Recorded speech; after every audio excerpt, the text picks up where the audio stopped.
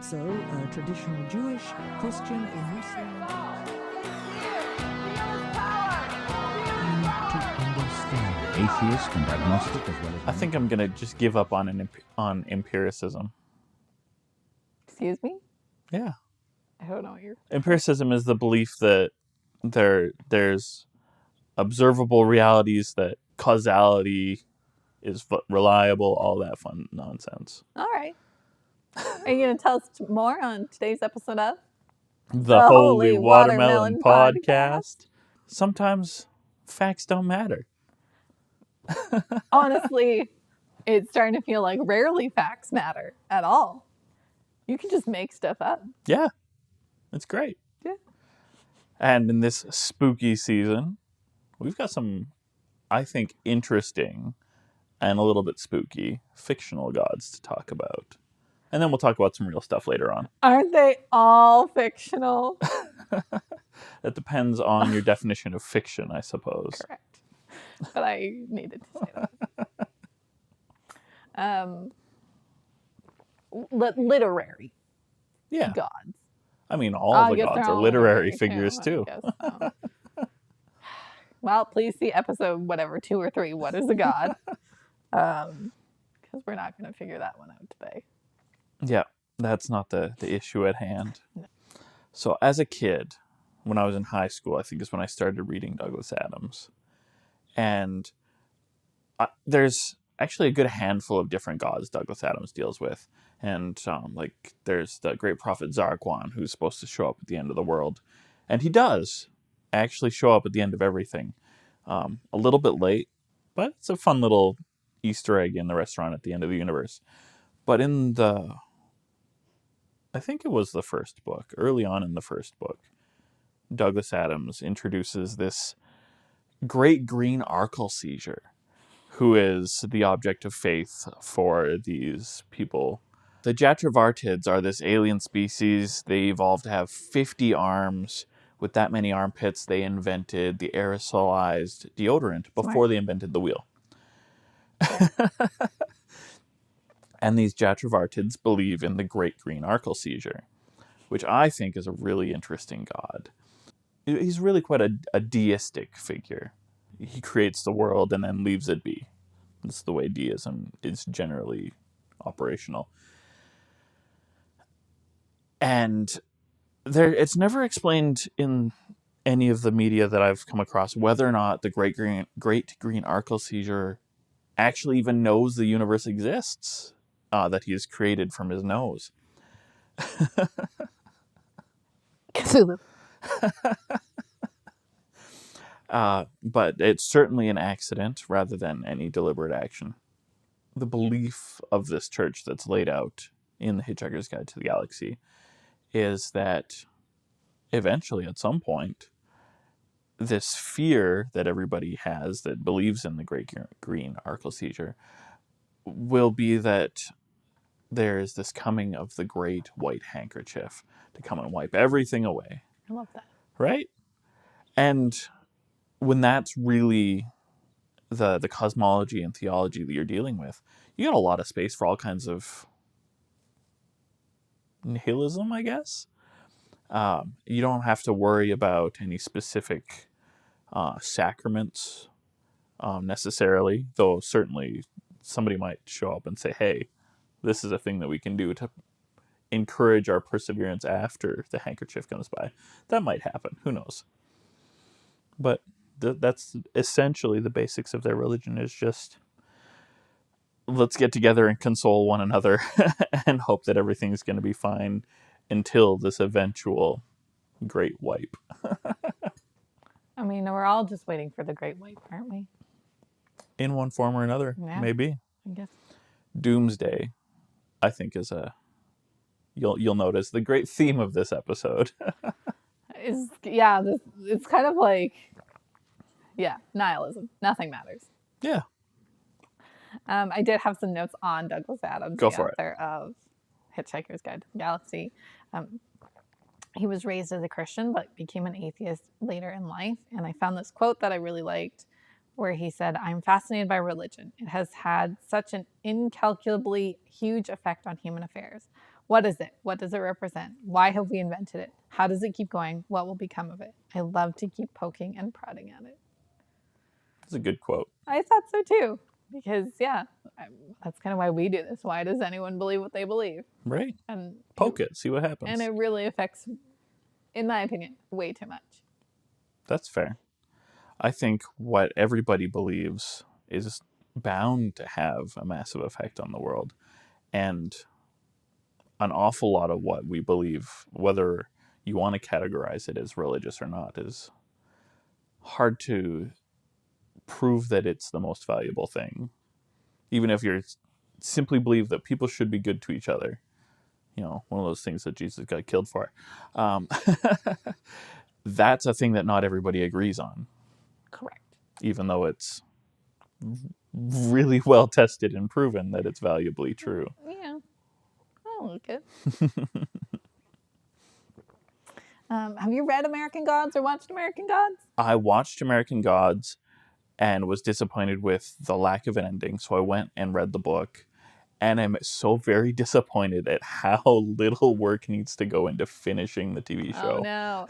I really want to read American Gods after doing the research, so I do want to put It's out a there that I fantastic haven't book. read it. But it is very interesting. I'll start with Neil Gaiman because I read about Neil Gaiman. Yeah. But not his book. Tell me more. He was raised as a Jewish Scientologist. What a strange combination, Right? but I So, love it. Ethnically, and I think it started as Jewish, the religion, not just ethnically, and then his father converted to Scientology, and now his sisters are still involved with Scientology. He denies ever being involved with Scientology because I think he knows how bad that is for PR. Sure. But if both your sisters are and your dad was, he must have been involved in some. I mean, it's possible that he wasn't. It is possible. We have to admit that.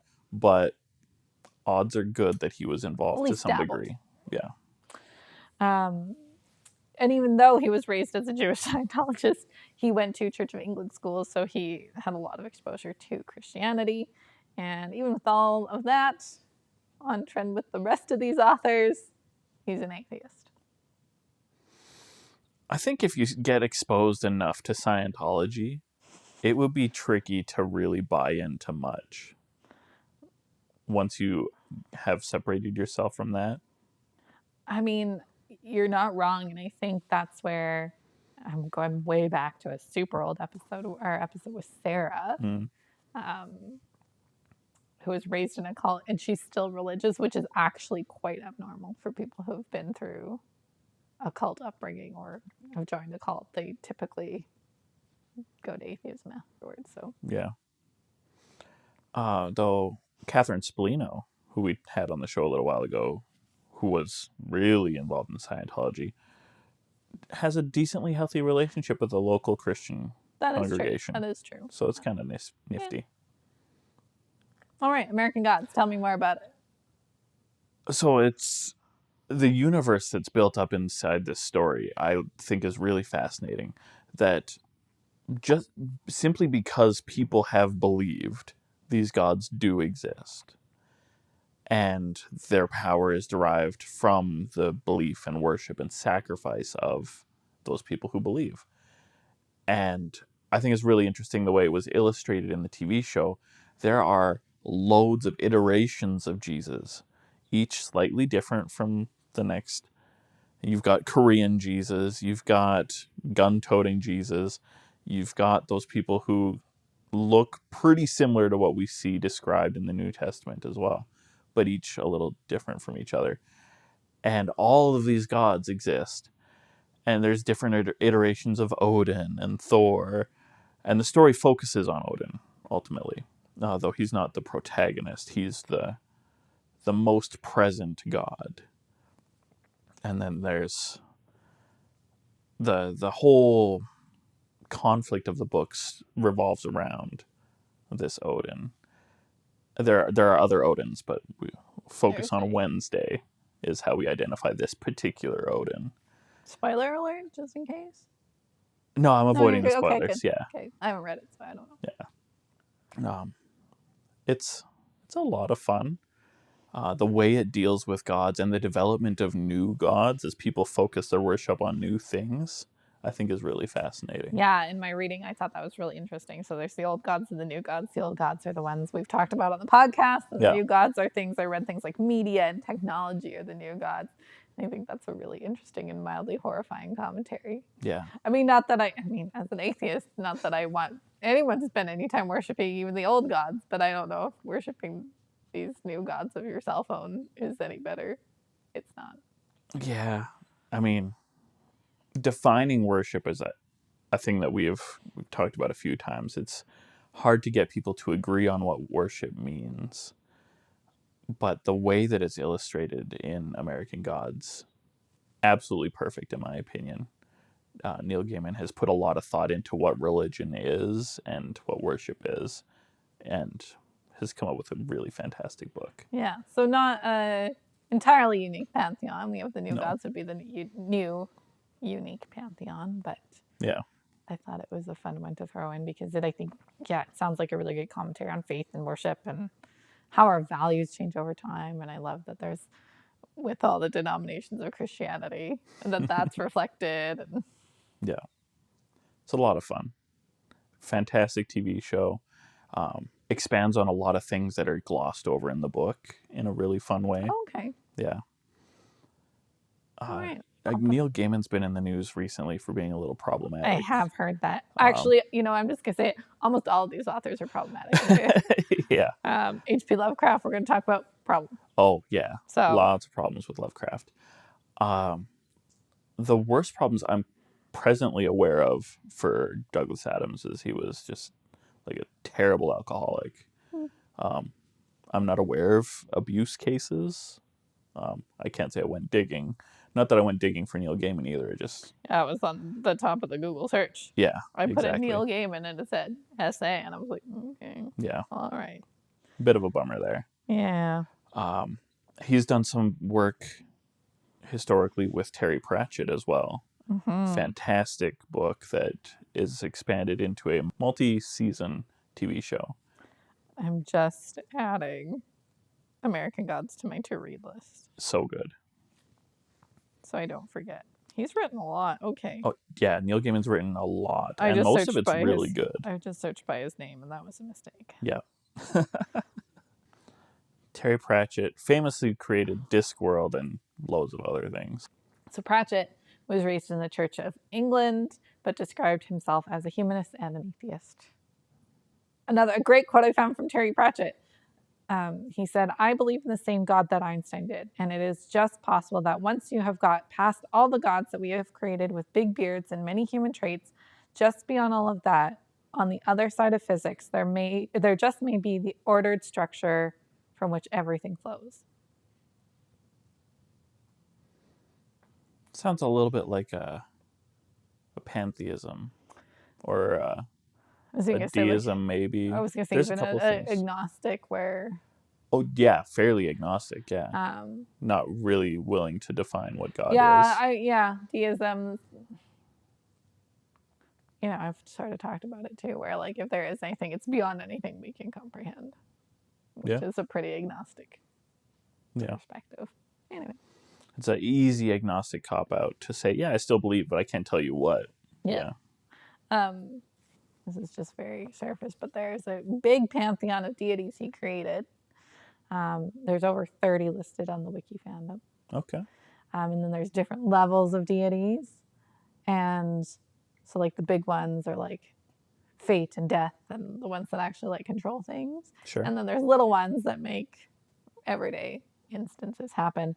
And similar to Neil Gaiman, they exist based on belief.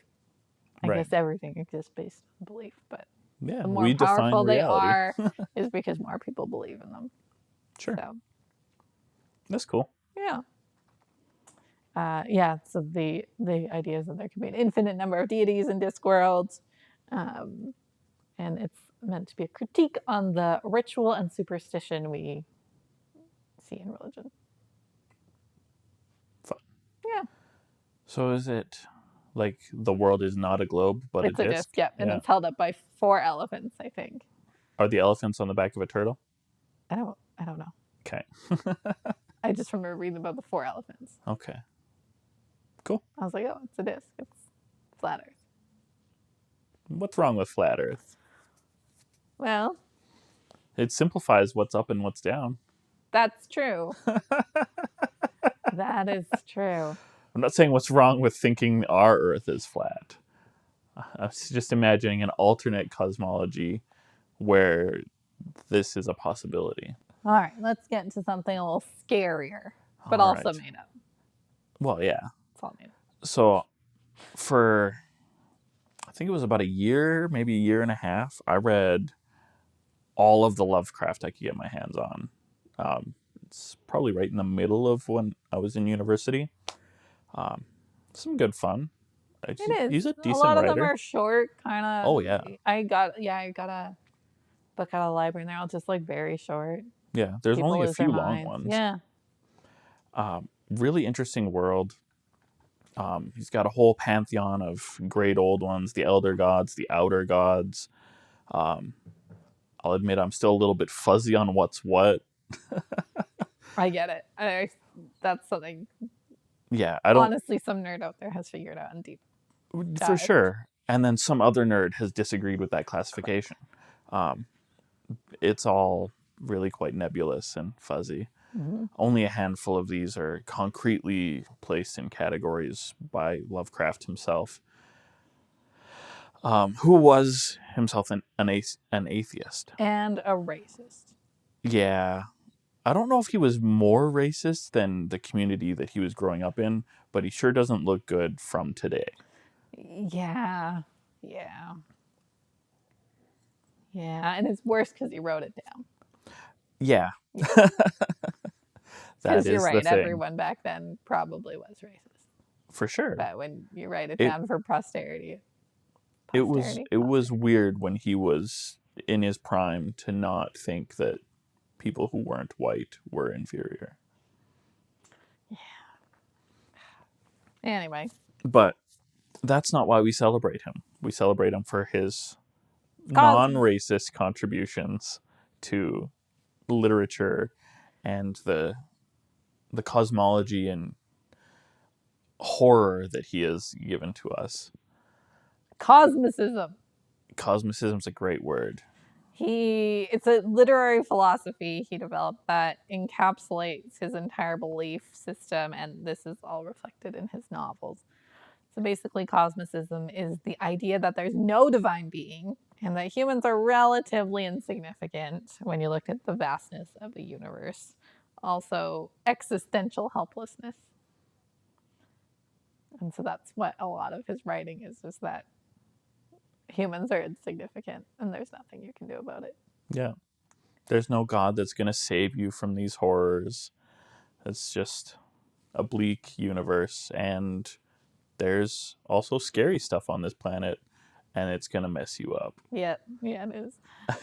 The Lovecraft pantheon consists of 24 old ones. And then a whole bunch of other scary, spooky things. Yeah, so many spooky things. The wiki page for the great old ones is about 200 entries. And I'm sure that it's not a very carefully curated list that, like we mentioned before, there's different categories. They don't all belong to the same category. It's a little fuzzy. Yeah, I was on the H.P. Lovecraft wiki fandom wiki, and then had shortlisted it to 24 of the major ones that if you play Arkham Horror or we have another one that I can't remember what it's called, but any of the Lovecraft games that were really popular about like not even 10 years ago. There was a big boom about 10, 15 years ago. There was like all of a sudden everyone was playing Lovecraft games. Yeah. We have a couple of them. Lovecraft all those big stuff, ones are on that list of 24. Yeah, all the Lovecraft stuff hit the public domain 20-ish years ago, I think. And so that led to a huge boom in his stuff entering tabletop role-playing games and other board games and card games. Right. A lot of fun. I have a few. Yeah, we have Arkham Horror, and then I can't. We have another one. There was Cthulhu Pandemic. There's Cthulhu Flux that I have. What else? I don't know. There's a bunch because I collect stuff. Fair. So let's talk about Cthulhu and the Great Old Ones, because I think this is really fascinating. Before the Great Old Ones disappeared beneath the surface of land and sea, they shared secrets with early humans, and those people shared their secrets with a select few through the generations thereafter. And then occasionally the Great Old Ones, with their phenomenal cosmic power, would communicate to humans occasionally from beneath the earth, which is a cool thing to do. A good god should be communicating with humans. And even with all this cosmic power, they're bound by some greater power. Some sources will say that it's just the stars aren't right, that there's something about the stars that locks them into this prison. I don't know, I think it's interesting that maybe there's something about something else out there. Even beyond what we're told in Lovecraft. Yeah. Yeah. And so they can communicate psychically. And this usually troubles the mind of any recipient. Makes sense. These are horrifying creatures. And also receiving psychic communication. If you could just imagine somebody is knocking on your Brain. intellectual door of your brain and starts just dropping messages, that would have a terrible effect on your psyche. Yep. Correct. You know, it starts with what you would think is intrusive thoughts, and then they get like novel and vehement. Yeah. Anyway, Cthulhu's return is foretold, and with the sunken city of R'lyeh. And while this is an occasion of catastrophe for most, it is hoped for by the cult of Cthulhu. Bless you. And this cult is required for Cthulhu's return because he can't return on his own. This cult must offer sacrifices and their worship to make this happen. Not just the stars being right is enough. So worship often involves a star-clad dance, lots of nudity, lots of fun, and also offering of human sacrifices to a proxy for the Great Old Ones, usually in the form of a star spawn, which is another cosmic horror, nasty-looking thing. Perfect. Yeah. But he's not the only of the great, terrible things to be feared in the Cthulhu cosmos. I mean, there's a lot to be feared. Yeah. But another big one is Azathoth. He is the ruler of the outer gods. So my understanding is these are the space gods. Yeah. The ones that are so far away. Not underground. Right. God. Yeah. He's referenced in the writings as the Lord of all things, and his throne is at the center of ultimate chaos. Which is actually a really interesting reference. I wonder how much H.P. Lovecraft knew, because we did an episode on chaos monsters. Mm-hmm. And the whole idea of chaos monsters is before time began. Yeah. So, I don't know I feel like Lovecraft would have known a little bit. back then? We've been talking about chaos monsters for a long time. Okay. Definitely longer than Lovecraft's been around. Yeah. All right. Preston wrote that Azathoth, that's a terrible name, is a great sleeping idiot. Yeah. That's an official title. Nice. I want to be that. Yeah, it's a great title, I think, because he's unaware of the universe as far as anybody is writing, and he's just asleep, and it's really important he stay that way. The outer gods focus their efforts on keeping him asleep. They play soft music, but also counterintuitively, they dance around him. I don't know if there's any advantage to that. And Tina twerking, like Tina Belcher. Thanks for that. You're welcome. I'm sitting down, so it's really not great. But The fear is that when he wakes up, the universe will be annihilated. The great wipe. Yeah. Didn't I say we're all just waiting for it one way or another? Yeah, I feel like part of what informed Douglas Adams in writing The Great Green Arkleseizure might be Azathoth. Interesting. Because everything that we see in Douglas Adams' Hitchhiker's Guide to the Galaxy is pop culture references. It's less obvious now because we've removed ourselves from a lot of those references because we've got like 50 years between us and the first Hitchhiker's Guide to the Galaxy. Maybe more. It's been a while. So it's just like the super intelligent form of the color blue. It was a long time ago that was a reference to a movie that I think starred Jeff Bridges. History is fuzzy now. But it's all pop culture references. And I'm pretty sure The Great Green Arkleseizure and this accidental universe and the wipe is a euphemized Right. Azathoth. That and all of those arms on the Jatravartids. It sounds a little bit like some of the Great Old Ones or some of their star spawn type figures. Right. Nasty things. Love it. Yeah, so Lovecraft created a really weird world. Really weird.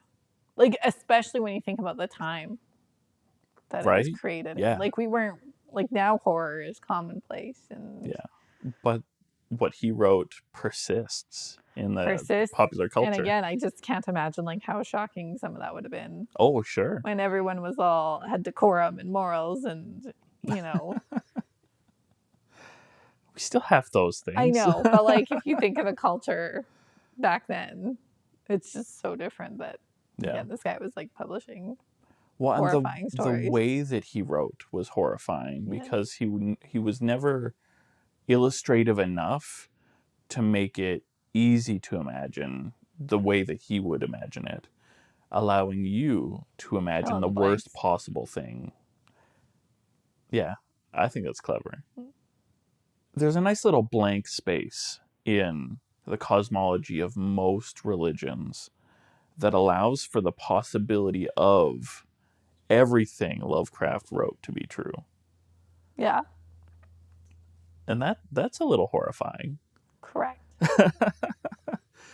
For example, look at Christianity. We've got this God who's supposed to be good, and he's empowering people that he deems to be worthy with some sort of power in the next life. What if all of that and all of this mortal filtering of morality is about determining who can be trusted with the power that is sufficient to destroy these Leviathan Cthulhu horrors? Just a what if. I like it. Right? I think it's an interesting what if. So just like you can be Jewish / Scientologist, you can be Christian / Lovecraftian. I think so. Okay. I don't know if that's the healthiest of options. Don't take that to your pastor, kids. Or if you do, don't cite us. Do not bring up the holy watermelon. No, all advertising is good advertising. That's fair. Our hate mail is pretty. It's been light that lately. That channel's been really slow recently. Yeah. Oh well. I'm going to say something really controversial. Do it. Jesus was a socialist. It's weird that that's controversial. I know, but we know it is. Apocalypticism. That's a great word. Apocalypticism is the belief or expectation that you'll witness the end of the world in your lifetime. The word is derived from apocalypse, which means revelation. The most popular book to bear that title describes the end of the world. That's how people got confused about the word. Yeah. Do you believe you'll see the end of the world in your lifetime? I believe I'll see the end of something in my lifetime. Yeah, in my worst moments, I think we're gonna see the end of the world in our lifetime. Yeah. Yeah. It's been easy for a lot of people for a lot of centuries to believe that we'll see the end of something because things are always bad in some way. And I want to be clear. I don't mean like I don't think Jesus is coming back, as we Right. know. I think we're gonna see World War III and a nuclear Sure. catastrophe. Yeah. That's what I expect, Sure. which I don't like. Right. Don't get me wrong. Not the what did it say? Belief or expectation. I don't want it to come. Right. I You just kind of expect the it. signs are pointing. Yeah. Yeah. So there's a few hadiths in Islam that I feel like are a little bit aligned with this idea. Mm-hmm. That there is an end of the world that's coming, and even though most Muslims don't really focus on it because it's not a happy thing particularly, there isn't a celebrated rapture. There's just the destruction of everything So in different from God's Christianity judgment. in that. Yeah, that on Judgment Day, every living thing will cease to exist, and then afterwards there's a resurrection. All right. Yeah, so that's compatible. All right. There's also Ragnarok. Yeah. Ragnarok and roll. That was a good episode. Yeah. Because we've talked about this before. A few times, yeah. So there were some folks in England back in 2014, Oh, only a recently. decade ago, Yeah. who advertised that Ragnarok is imminent. I think it was February of 2014 it was supposed to happen. This turned out just to be a ridiculous advertisement for a Viking event in York. Oh. But it hit the news and it made a few people stressed out. All right. Yeah. Marvel should have borrowed that as an advertising plan. I don't remember when Ragnarok came out. It would have been. It was a couple years after that. After that. From, I want to say it was 2016, maybe? Hey Siri, what year did Thor Ragnarok come out? 2017. Oh, I was close, but I was off. 2017. All right. Yeah. All right. So yeah, there's lots of fear that the end of the world is coming, and yeah, lots of fear here and there that it's happening right away. You know who is excited about the end of the world? Too many Christians are excited for it. Many Christians have expected the end of the world in their lifetime, literally starting with Jesus. Pretty much. Jesus did preach that there was going to be some big changes. He did say the kingdom of God is imminent. Yeah. Now, that phrase itself has many interpretations. And if the kingdom of God is the beginning of a church, which is a pretty reasonable interpretation, then yeah, it was immediate. Is it the end of the world? That didn't work out for him. If that's what the way you wanted to interpret it. Yeah, this cataclysmic event did not happen. Right. Yes. But Jesus was a Jewish rabbi. All right. It's important to leave him in that context as Correct. much as Americans hate doing so. And so within the lifetime of Jesus' audience, the Jerusalem temple was destroyed and permanently and drastically changed Judaism forever. So that's something. All right. It's not the way most people want to interpret the apocalypse, but it's something. Is that how you interpret the apocalypse? No, but it might be a valuable way to interpret some of the things that he says. Fair. There are other apocalyptic ideas, though. That indeed there are. Isaac Newton, famous scientist. The apple guy, right? Yeah. Okay. I mean, the apple falling in his head is not a historically verifiable tale. And the idea of gravity, previous to this point, people knew that what went up came down. It's not like we didn't have any idea of what gravity was, but it was at this time of Isaac Newton's scientific research that he defined gravity mathematically. But did he defy gravity? I'm going to say no. Okay. Also, I love how you're worried about not verifiable stories on this podcast. Sorry. You got to pick some. Okay, well, I interrupted. Carry on, but Isaac Newton. So he was a Christian, and though he made a point of not telling other people publicly what he thought of the apocalypse, he would happily shut down anybody who was publishing predictions, saying, no, that's ridiculous. But he did, in his own notes that went unpublished for a long time after his death, but more recently have been found and published, he did make some predictions of his own. And I thought that was rather nifty, so I'll share them with you. All right.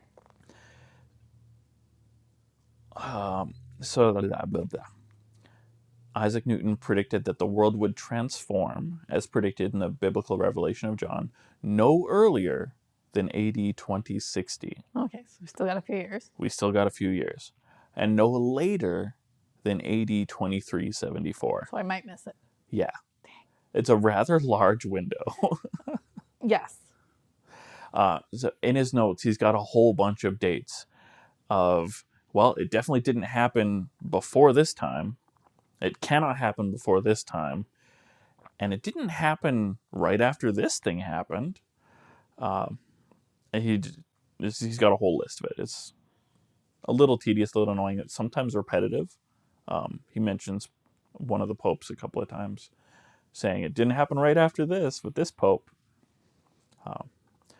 But yeah, we've got a while to wait. If you think Isaac Newton knew what he was talking about on the Second Coming, you've got a large window that is still future to us. A++ on gravity.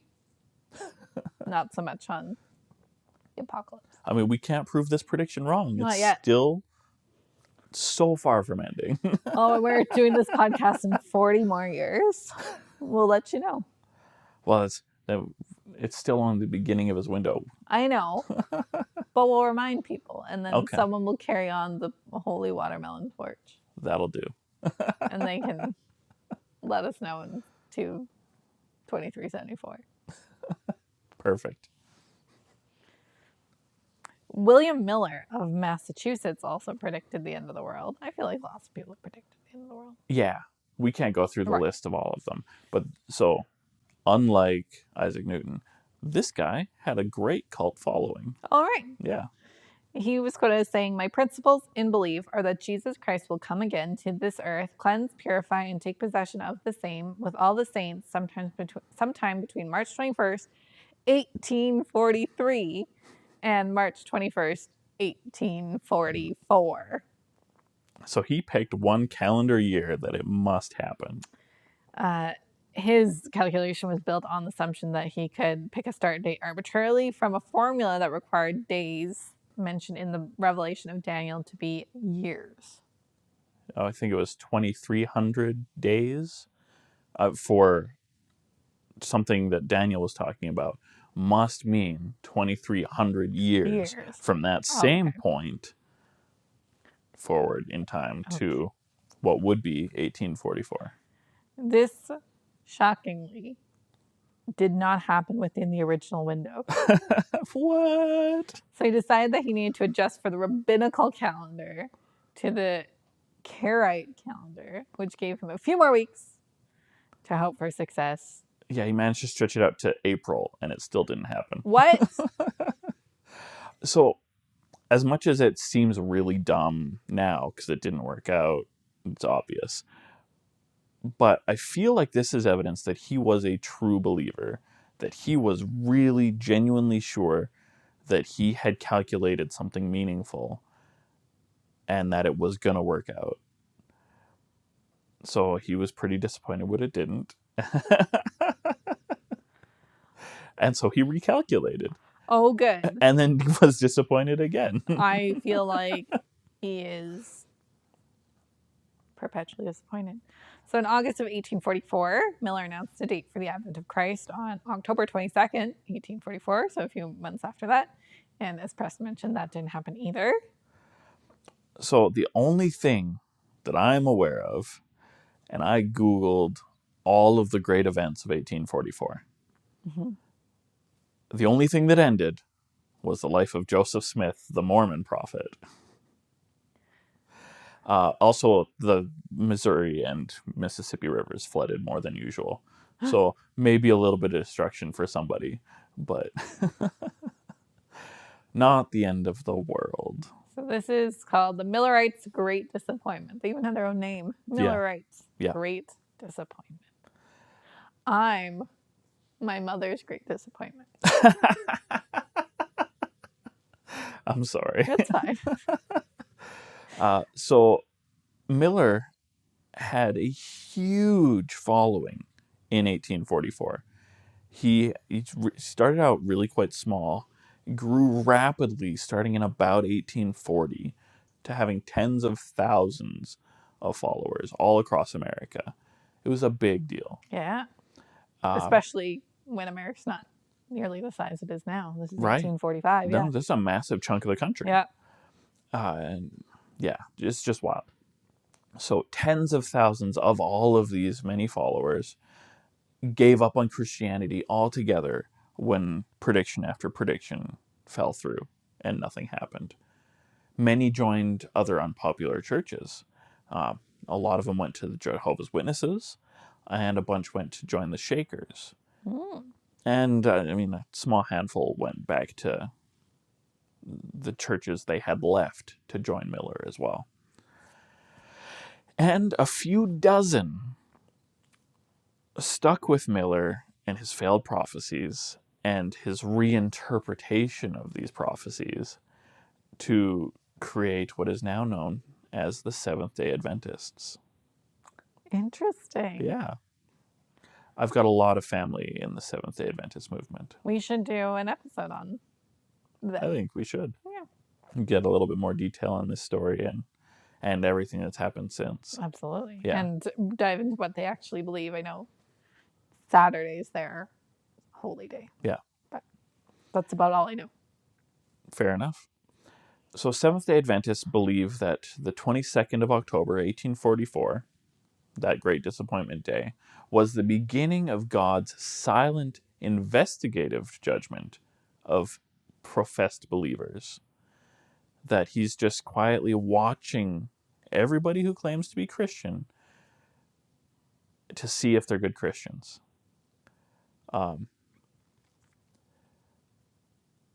This doesn't make a lot of sense to me based on what every other faith talks about the judgment of. There's this judgment of, okay, were you a good person or were you a hypocrite? Were you looking to hurt people or did you genuinely try to do good? Putting a start date on that feels really weird. Okay, you can be an asshole for 3 more days, Preston. And then God's going to watch you. Right. It's wild. And everything before that doesn't count. I have no idea how they account for everything before this investigative judgment or how it's different from after the launch of this judgment. I don't understand it. It doesn't make a whole lot of sense to me, but that's what they teach. I'll put this out there right now. If we know a Seventh-day Adventist or a former Seventh-day Adventist, I'd love to have them on the podcast. So if you're listening, it's a great idea. Pop into our Discord or send us a DM on one of the many places we are. Yeah. It's an interesting religion. I believe that. And so when I first became aware of the Seventh-day Adventist, I thought that the seventh day bit was focusing on, the seventh day of the week is Saturday. That's when we do our worship. That's just a happy coincidence. The seventh day Advent is that Jesus comes back on the seventh day, the 7,000 years mark, which was October 1844. Okay. Yeah. Interesting. nifty little thing. And so it was a really weird doomsday cult for a while. Yeah. We'll talk more about that later. All right. Our last apocalypticist. Harold Camping. I didn't ever get to hear his radio show, but he was a very popular American radio host. Like a Jesus American radio host? Yeah. Okay. Like not just like Ryan Seacrest. Yeah, no, Yeah, it's like a radio religious. preacher. Yeah, okay. Yeah. And so when I was living in New Jersey from 2009 to 2011, I met all kinds of really fun people. Of course you did. And, serving the church that was there. And I came across this lady who had stopped going to church and being one of those missionaries that has to go out and reach out and see why people are disappearing, called this lady up and tried to reach her. Her husband told me that she had left the church to follow Harold Camping because he said that the rapture would begin or would happen May 21st, 2011. And so it was a really interesting time to be there. There was billboards everywhere. There's still billboards all over the place predicting all kinds of nonsense. This guy had a huge following, pulling people away from all kinds of churches, saying, "Follow me and be prepared because here comes the rapture." And was it 2011 or 2012 where the Mayan calendar ended? Yeah, 2012 was the There's Mayan a lot calendar. Yeah. We're still here. Yeah. So after he wasn't raptured in May of 2011, Harold Camping calculated the end of the world would be October 21st, 2011. It's like, well, if we're all still here, this can't be a good thing for the planet. So here comes the end of the world in October of 2011. And for all of our listeners who are still out there, I'm sure you know that didn't work out. Yeah. And I don't know for sure what happened to all of those people who followed him. I left America before October 21st of 2011. Maybe that's why you weren't raptured. Maybe that's the problem. Where he was ceased to exist, but I wasn't there. What you looking up? I'm reading about Harold Camping and what happened after. Ooh. Any good news? I mean, he's passed away since When did Harold Camping die? 2013. Okay, so really quite shortly after this. Yeah, I mean, they were just like really quiet. They just didn't acknowledge he was wrong, sort of as overall. Well, yeah, if you don't acknowledge it, it's not embarrassing, right? Right. 100%. So we have some real doomsday cults we're talking about today, too. Yeah. There's some goodies. Yeah, so I mean, we talked about all these fictional, nihilistic. It's all going to shit. But we have real ones. Mm-hmm. Am I touching you? Nope. Okay. That's the table. All right. In the 5th century CE, after centuries without any Jewish men claiming to be the Messiah. Shocking. Yeah. That is a dry spell. Yeah, there was a war in the middle of the 2nd century. And then after that, there was just a dearth of people claiming to be the Messiah. Right. A man known as Moses of Crete claimed to be the Messiah who, like the biblical Moses, would lead his people across a parted sea to return to their covenant home. This was a relief to many who had predicted from the Talmud a 5th century messianic mission. It's always trouble when you put a date on it. Right? Moses led countless followers to a cliff on the sea where most jumped to their deaths. Just little lemmings. Yeah. Moses of Crete is said by various sources to have died with his followers or that he fled. Others claim he was a demon sent to lead Jewish people from the true path. I don't know if demon here means like an actual infernal demon or just like a mean Greek. Is that where the word demon originates from? A mean Greek? Yeah. No. Demon, rude Greek. It's wild to me that these people just threw themselves into the sea because Moses got them to the sea, promising that they would cross it on dry ground. And then they just expressed their faith by jumping? Okay, if the water stops being there, they crash themselves open on the rocks, which they did. I just, man, I have thoughts. Yeah, I bet you do. I don't You gonna mean to- share? Well, I just don't mean to like go full atheist, but like at what point do you stop believing the Fair. ridiculousness? Yeah. I was, This guy's making terrible, verifiably false claims, I and people just lean in. was talking to a friend this week and also an atheist, and she said, if I go into a church, I'll, be struck by lightning or burnt up. And I was like, the fact that you're not proves that it's not real. or even if you want to, have your faith, people who preach about a malevolent God. Mhm. The fact that I can walk into a church without being smoked proves Sure. that is false. Right. It's And the so fact that harmful to believe in a malevolent God. I know but people do. So Yeah, for sure. I'm Mhm. just gesturing. You can't see us, but I'm frantically gesturing over the ridiculousness of jumping off a cliff because someone told you to. Right. If your friends jumped off a bridge, would you do it too? If enough of them did, I might have a cushion. Horrible. Horrible. You can jump before me, though. Tell me about the fifth monarchists. Oh, that's a really interesting part of our history.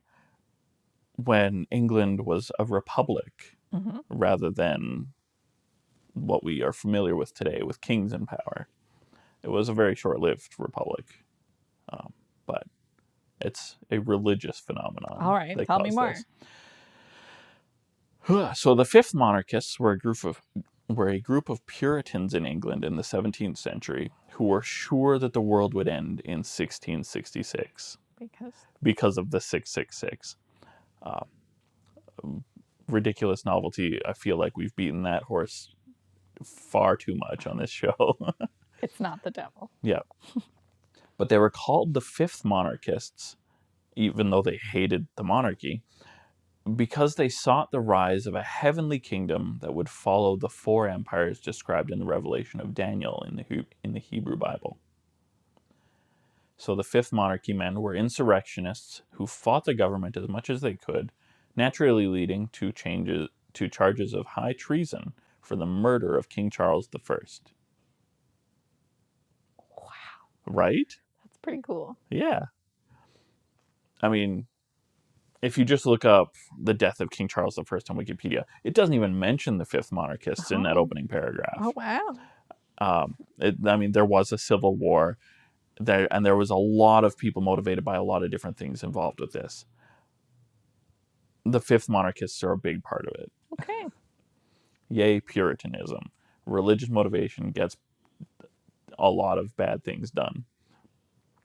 So after the restoration of the monarchy in King Charles II, the group fizzled out in 1660, 6 years before they could be properly disappointed. But 1666 was a terrible year for London. There was the Great Plague of London that started in 1665. It was, I'm pretty sure, the last great bubonic outbreak in England. Good for that. Right.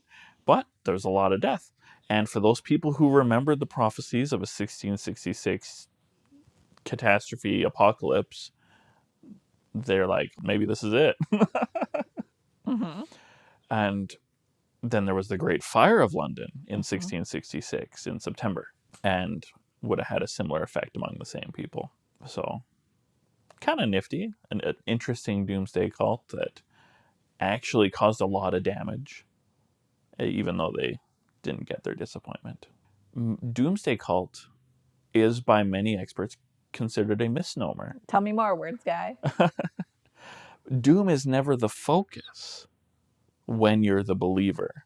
Right, because you're being elevated Right. to something better. For an outsider, doom is promised. And so when these people are talking to outsiders, that might be the focus of conversation a little bit. Avoid this doom by joining, becoming the faithful. There's paradise. Mm-hmm. They don't promise any doom at all to the believers. Just deliverance from all the things that make life hard to bear. That's appealing. Mm-hmm. And that's how you get believers. That's how you get people to join you. Did you know if you join the Holy Watermelon, your watermelon will always be ripe and juicy and sweet? I like that promise.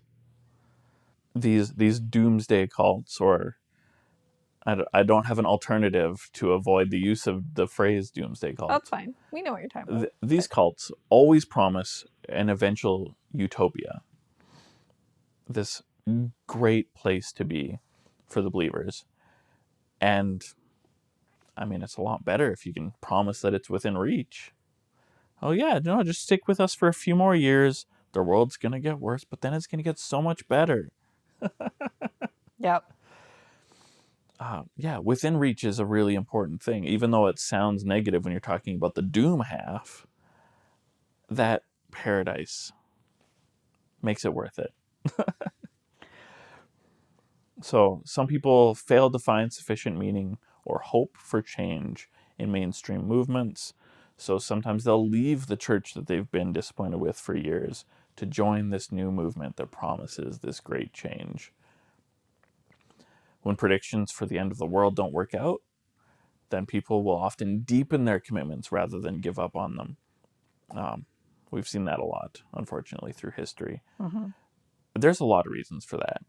And it doesn't seem to have any material basis on whether or not the people spouting these prophecies are a true believer or a charlatan.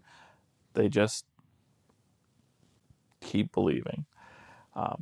Though if they're a true believer, it makes sense that they should believe more. But people believe liars all the time.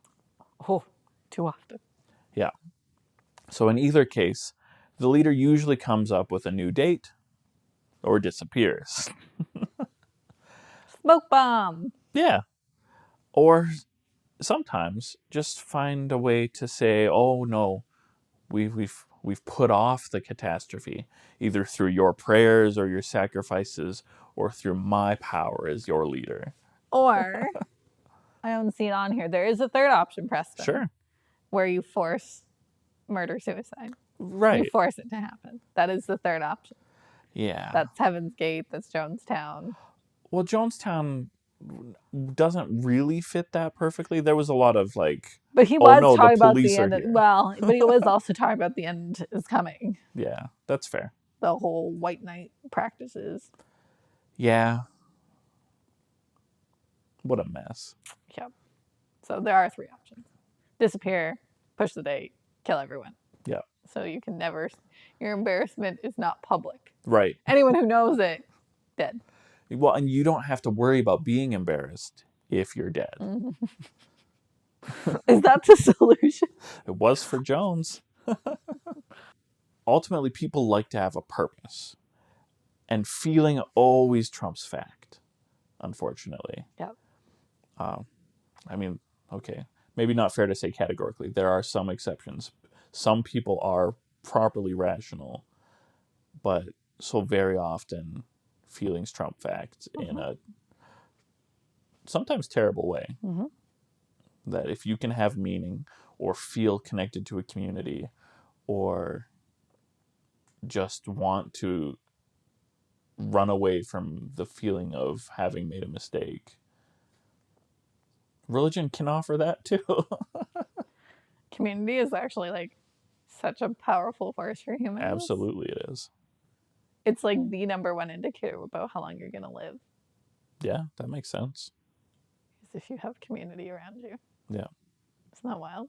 Yeah. And they've done tests on like addiction. Oh, sure. And that if you have no other stimulants in life, you will be more likely to be an addict. But if you have like community, Much less likely. much less likely. Even if you use drugs or try drugs or whatever Mm-hmm. because you have other things that are positive in your life. Yeah. So, the best community for you to join is the Holy Watermelon community. Absolutely. And there's a few ways you can do that. You can find us on Discord, also Facebook and Instagram and YouTube. And you can advertise your membership in our community by buying some great church merch from our spread shop.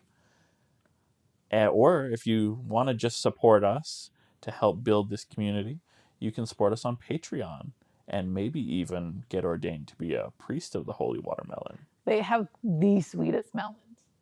Sure. The priests of the Holy Watermelon. The promise of eternal sweetness. Eternal ripe watermelons. Well, that's our episode. That's our episode. Thanks for joining us. Peace be with you. Yay, perpetually sweet watermelon.